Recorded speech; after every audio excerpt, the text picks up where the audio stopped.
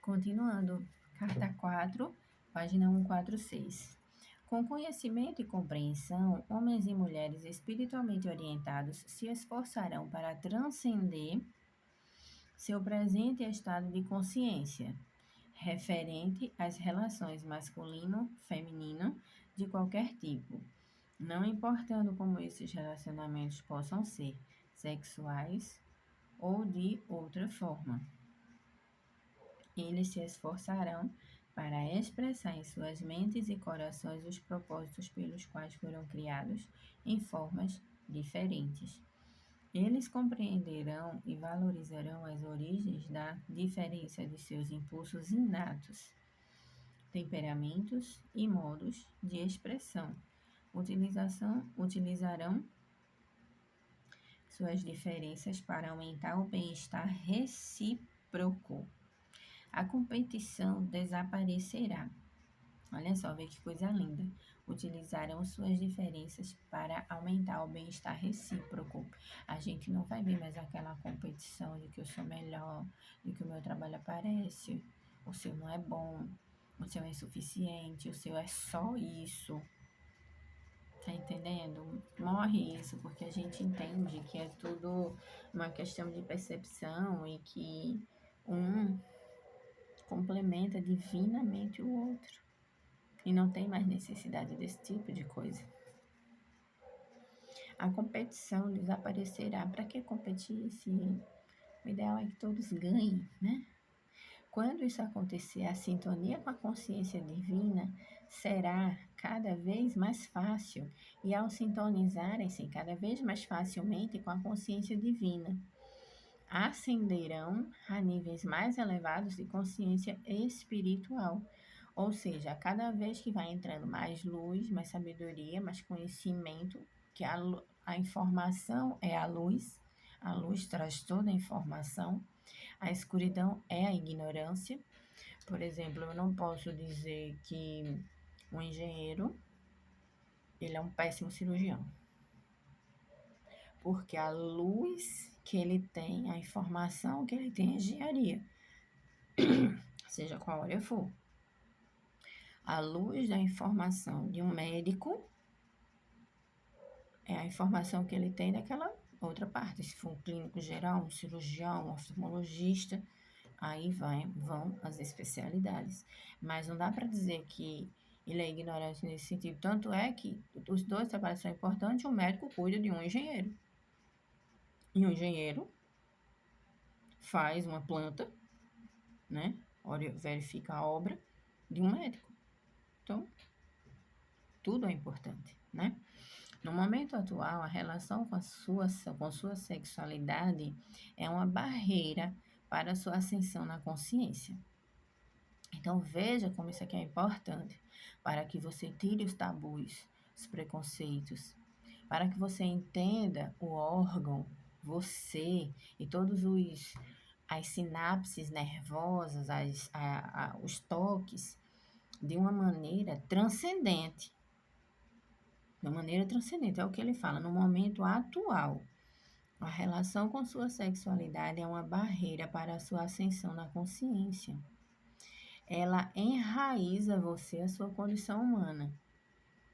Gente, se esse livro é para você transcender a consciência e você, nesse assunto, você está enraizado na condição humana, requer que você estude essa área. Peça inspiração divina, medite, sente, pergunte a ele. Ele vai dizer, porque uma vez que ele criou tudo, como nessa área ele não ia lhe dizer, não ia lhe dar uma orientação da maneira correta?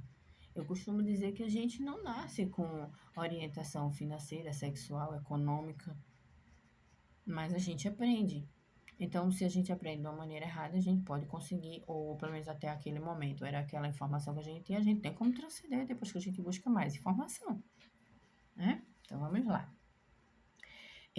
Nós, Maomé e ele, como ele está falando, e todos da Fraternidade da Luz, tá?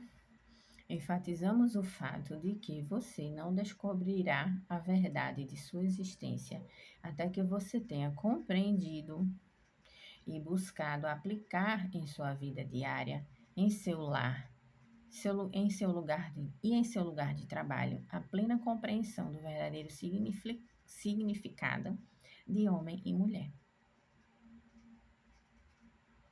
Disseram que você não deve cometer adultério. Olha lá. Eu digo que quando você deseja a mulher ou o marido do vizinho, da vizinha, está criando imagens em seus pensamentos. E um pensamento são feixes elétricos. O coração é magnético, né? Já estão sabendo essa parte. Que afetarão a maneira de pensar da mulher ou do marido, do vizinho ou da vizinha. Ele ou ela começará a pensar em você do mesmo modo, porque o seu pensamento também afeta ele, então ele vai pensar em você do mesmo jeito. Ou se sentirá desconfortável em sua companhia ao sentir a sua necessidade sexual e evitará você no futuro. O que está em sua mente certamente se tornará real no mundo, de modo que não se engane pensando que você pode sonhar e devanear com imagens que lhe deem prazer e que isso não prejudicará ninguém. Olha só, não pense que nada fique impune. Se ele fala do pensamento, então todos os seus pensamentos serão computados. Controle-os, rédea curta. Por esta razão, a literatura pornográfica é realmente uma profanação de sua fonte do ser. Olha aí, que nós tínhamos comentado, né? É uma praga sexual que deliberadamente aviva o apetite sexual, liberando através da mente de homens luxuriosos imenso sofrimento e miséria nos corpos, mentes e emoções de jovens mulheres. O que vocês fizeram e estão fazendo atualmente ajudou a levar a sua civilização à beira da destruição atual. E ele fala a civilização, tudo. Estejam certos de que chegará o dia do acerto de contas para vocês que publicam e distribuem a doença impressa. Né, como nessa parte aqui ainda tinha a revista impressa, né? Então ele diz assim: virá o acerto de contas para você, o acerto de contas para você que publica e distribui a doença impressa. As revistas pornográficas eles chamam disso, porque quantas imaginações surgem depois, né? E também para aqueles que usam para se excitar. Vocês, no mundo ocidental, ganharam o desprezo do Oriente devido à sua loucura decadente. Olha só, ele chama a forma que a gente pensa aqui uma loucura decadente. Vocês não escaparão daquilo que semearam. Então, vamos tratar isso. Amor e luz, muito perdão, para que a gente se organize. Ele fala, gente, porque assim, nós vivemos mais de uma vez, né? Eu acho que você que está acompanhando até aqui já dá para saber disso. Ah, eu não aceito. Sinto lhe informar, independente de você aceitar ou não que existe reencarnação e você já viveu 500 mil corpos, eu não sei as contas quantos, mas já, tá? Independente de você acreditar ou não. E reencarnar é um direito divino, porque imagine você com tantos erros, se você não tivesse chance de vir de novo, o negócio ficava bom. E vocês no Oriente não escaparão da insensatez de suas atitudes insensíveis para com as mulheres, que dão à luz e criam seus filhos e preciosas filhas. Alguns de vocês, por ignorância da verdade, por seus propósitos gananciosos e egoístas, ridicularizaram,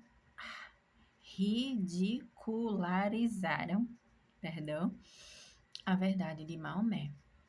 Vocês cobriram suas mulheres com pesados vestuários, negando a elas a liberdade de movimento e o ar fresco de Alá, de Deus, né? De Alá.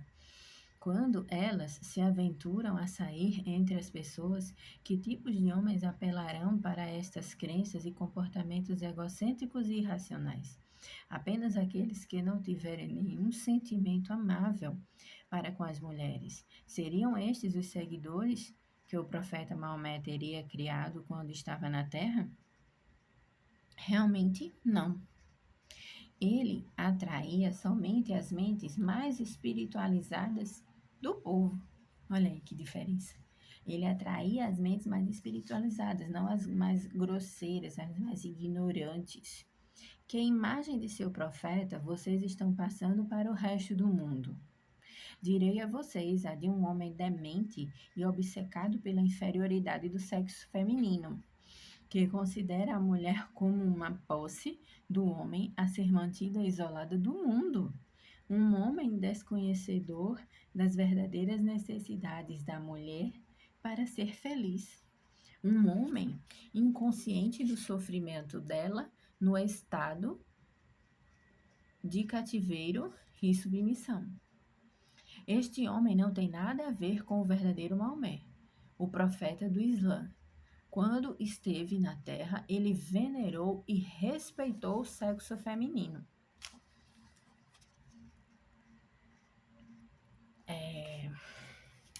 Foi a partir do sexo feminino que ele extraiu o modo de avançar em seu caminho espiritual rumo à iluminação. Ele devia muito a elas e sabia que eram iguais em espírito, ainda que fossem diferentes em corpo. De fato, não foi por acidente que ele veio à terra pobre e necessitado, para encontrar uma senhora de extrema virtude, riqueza material e discernimento espiritual, para ajudá-lo a elevar-se à altura de profeta. Quando estava pronto para isso, este foi o propósito por trás da vinda de Maomé à terra: restabelecer a mulher em seu legítimo lugar, uma parceira de mesmo nível do homem dominante. Considere bem isso. Depois da iluminação, eu, na pessoa de Jesus, tornei-me celibatário, porque assim o quis, mas isto de nenhuma maneira interferiu no meu amor para com as mulheres que se ocupavam das minhas necessidades. Observa só isso aqui. Ó, que quebra de crença, ó, quebra de tabu aqui, hein? Das imagens que passam dele pra gente. Mas Maomé, depois da iluminação, conheceu muitas mulheres. E seu ministério foi aquele de quem foi chamado para aprender a viver com as mulheres e tratá-las com igualdade e com amor.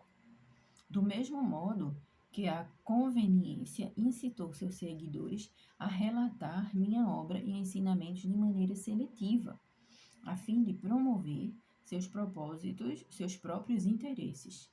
Assim também o egoísmo de certos indivíduos que eram espiritualmente cegos, os fez distorcer os ensinamentos originais de Maomé. Então, racionalizou, né? Com numerosos acréscimos e interpretações que nunca foram a sua intenção. Desta forma, a obra de todo grande mestre espiritual é coberta pela desinformação do pensamento humano, até que a verdade seja envolvida pela falsidade e que as pessoas sejam seriamente desviadas e mesmo caiam em pecado por ignorância. Pelo fato de que certas religiões aderiram fortemente à crença de que Adão e Eva foram criados para viver felizes no jardim do Éden, e de que Eva foi tentada pela serpente, caiu em desgraça e tentou Adão. O homem vê a mulher como uma grande tentadora. Porém, as origens imaginárias da humanidade não são verdadeiras, são apenas uma representação simbólica. Olha aí, tudo que você acreditou a sua vida inteira, nada passou de uma racionalização humana e de uma representação simbólica. Também não é verdade que a mulher seja a grande tentadora. Nada a ver. Para os eunucos, a mulher não tem nenhum atrativo. É porque é assim. E por que é assim? Porque é retirado deles aquilo que impulsiona o homem a deitar-se com uma mulher.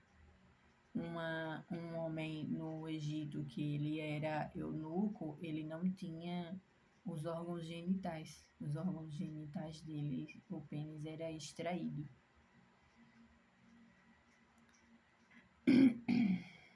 Portanto, onde está o tentador? No próprio homem, em quem pode ser removido fisicamente, ou na mulher, que continua sendo ela mesma, apesar de tudo. O homem foi feito expressamente para alcançar a semente. O homem foi feito expressamente para plantar a semente. Assim, ele deve plantá-la onde ele veja a oportunidade. Eu acredito que nessas 2 páginas, a gente tem aqui já muito que levar para meditação, pedir orientação à nossa consciência divina, à nossa centelha, que nos dê a graça de interpretar e de que mostre para você se essas palavras do Cristo vão lhe libertar de uma crença, porque veja só, a gente não tem esse tipo de educação. A gente, antes disso, ele diz, a gente é enraizado e a gente é espiritualmente cego nesse assunto. Então, ou a gente abre ele, expande, entende o que é aquilo, ou um animalzinho com bem menos neurônio do que a gente também faz, né? Será que é só aquilo mesmo? Tem nada mais além? A gente vai ver um pouco mais adiante. Quem tem o livro, né, já leu mais na frente e entendeu. Então, vamos rever isso aí, que já tem bastante coisa aqui para a gente levar para a consciência divina e pedir para que ele limpe toda a crença errônea. Passe numa meditação de uma chama sagrada, de um fogo sagrado. Entregue isso, tudo a ele que for falso na sua cabeça. Faça uma limpeza, não tem aquela limpeza que a gente faz fim de ano, janeiro, e tira tudo que a gente não quer mais? Pronto, tira tudo, limpa, tira tudo limpinho e vamos botar uma informação nova. Namastê.